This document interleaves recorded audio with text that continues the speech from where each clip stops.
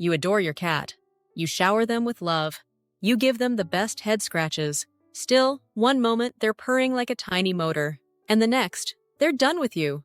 Sound familiar? Well, what if, brace yourself, you've been doing it all wrong? Before you panic, take a deep breath. Even the most devoted cat guardians make tiny mistakes that leave their furry overlords unimpressed. And let's be honest, when a cat is unimpressed, you will know. But fear not. This video is your ticket to happier cuddles, zero side-eye, and maybe, just maybe, a little extra purring. Ready to level up your cat-loving skills? Watch closely, your cat is watching. Mistake number 1. Rushing to pet a cat's head. One of the most common mistakes people make when petting cats, especially when meeting a new one for the first time, is immediately reaching out to touch their head. But wait, you might be thinking, aren't cats supposed to enjoy being petted on the head? The problem isn't the location of the touch, but the approach. Many cats love a good head scratch, but if a person fails to introduce themselves properly, things can take a wrong turn. Imagine meeting a new coworker for the first time. Before you even extend your hand for a handshake, they suddenly grab it. That would feel awkward, right? A handshake works because one person offers their hand, and the other has the chance to accept or decline. It's not just about the act itself, but about having the choice. The same principle applies to cats. Most felines, especially those unfamiliar with the person trying to pet them, may perceive a sudden hand moving toward their face as a threat. Instead, a more respectful approach is needed. A person should start by slowly moving their hand toward the cat's nose, allowing the cat to sniff and gather information through scent. If the cat seems comfortable, the hand can then be gently extended toward the top of their head. A receptive cat will lean in, signaling that they welcome the interaction. If they're hesitant or uninterested, they'll pull away, making it clear they'd rather not be touched. If you're enjoying this so far, please subscribe, like, and share your experiences in the comments below. Mistake number 2. Petting cats. While they eat, cats always look adorable, no matter what they're doing. But there are moments when giving in to their cuteness isn't the best idea. Mealtime is one of them. Even though house cats don't have to worry about finding food, their instincts remain strong. In the wild, being approached while eating could mean losing a meal to another animal, or even worse, becoming prey themselves. This natural wariness means that most cats don't appreciate being touched while they eat. If disturbed too often, some may even start avoiding their food bowl altogether. To keep mealtime stress-free, it's best to hold off on petting until after they've finished eating. That way, they can enjoy their food in peace, and you can give them all the affection they want once they're relaxed and satisfied. Mistake number 3. Petting against the fur's natural direction. One of the most delightful things about cats is their soft, fluffy fur, which makes it tempting to run a hand through it or give them an affectionate ruffle. However, what seems like a harmless display of love can actually be quite uncomfortable for them. A cat's fur should never be stroked against the direction it naturally grows. Doing so can cause discomfort and leave the cat feeling unsettled, forcing them to spend time grooming themselves to restore their coat to its proper state. Imagine if someone constantly tousled your hair just to show affection. It wouldn't feel very pleasant, would it? To ensure a cat enjoys being petted, always follow the natural direction of their fur. If starting from the top of their head, strokes should move smoothly down their back toward the tail, not toward their face. This simple adjustment makes the interaction far more enjoyable for the cat and strengthens the bond between feline and human. Mistake number 4. Ignoring a cat's sensitive head areas. While most cats enjoy being petted on the head, that doesn't mean every spot is fair game. Cats have clear preferences, and touching the wrong area can quickly turn an affectionate moment into an unpleasant one, sometimes even resulting in a scratch. When petting a cat's head, it's best to stick to the top of the head and the base of the ears.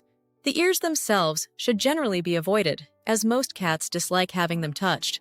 If a cat flicks its ears back when a hand gets too close, that's a clear sign to back off. The area around the eyes and the bridge of the nose should also be left alone, as many cats find contact in these spots uncomfortable. The most important area to avoid, however, is the whiskers. Located on the forehead and cheeks, these ultra-sensitive hairs help cats navigate their surroundings, detecting even the slightest shifts in air currents. Because whiskers are incredibly responsive, An accidental touch from a human finger can cause sensory overload and even discomfort. Understanding these sensitive areas and respecting a cat's boundaries ensures a more enjoyable and stress-free interaction for both cat and human. Mistake number 5. Ignoring a cat's warning signs. One of the most common complaints from people who aren't fond of cats is that felines scratch for no reason while being petted. In reality, there's almost always a reason. It's just that humans often fail to notice the warning signs before things escalate. A cat that resorts to scratching has likely been showing signs of irritation for some time, but since these signals can be subtle, they often go unnoticed. The clearest indication that a cat is becoming uncomfortable is tail movement. Cats use their tails to communicate emotions, and any motion can be a sign of stress or frustration. When a cat has had enough petting, they typically start with a gentle twitch at the tip of their tail. If ignored, this can escalate into more forceful flicking and twisting movements. Eventually, if the discomfort continues, the cat may begin lashing its tail aggressively, often followed by a scratch. Paying attention to these early cues can prevent interactions from taking a negative turn. Knowing when to stop petting, even if it's sooner than desired, helps ensure that every petting session remains pleasant for both the cat and the person. Mistake number 6. Petting cats with dirty or contaminated hands.